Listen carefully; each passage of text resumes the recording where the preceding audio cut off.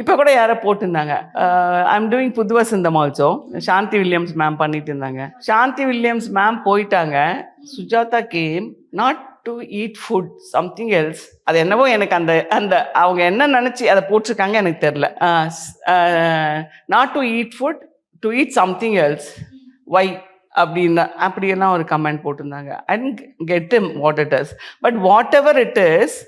இப்போ என்ன சொல்கிறது, நான் அதுதான் நினச்சேன். இப்போ நம்ம போகிற வேண்டிய இந்த பாதாள சாக்கடை இருக்குது, நம்மளோட செப்டிக் டேங்க் எல்லாம் இருக்குது, அதெல்லாம் க்ளீன் பண்ணுறாங்க. தே ஆர் ஆல்சோ ஹியூமன்ஸ் இல்லையா? அவங்க க்ளீன் பண்ணலன்னா நாரிடும் நம்ம வீடு.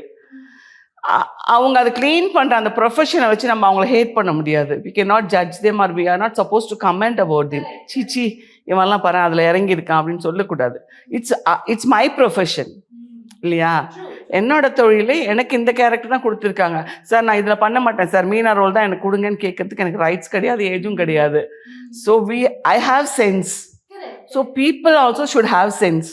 திஸ் இஸ் ஒன்லி ஆக்டிங் அப்படின்னு எடுத்துக்கணும். ரொம்ப அப்படியே ஆழத்துக்கு மனசில் எடுத்துட்டு மீனா ரொம்ப நல்லவ, நீங்கள் ஏன் இவ்வளோ கெட்ட இருக்கீங்க அப்படின்றது. And that shows your maturity. Yeah, that's what I'll take in this. அவ்வளோதான். நல்லா சொன்னா ஓகே, கொஞ்சம் சந்தோஷமா இருக்கும், அப்படி கொஞ்சம் ஹாப்பியாக ஃபீல் பண்ணும். நல்லா சொல்லலைன்னா ஓகே, அவங்களுக்கு புரிஞ்சது அவ்வளோதான் அப்படின்னு நினச்சிக்க வேண்டியதுதான் இல்லையா?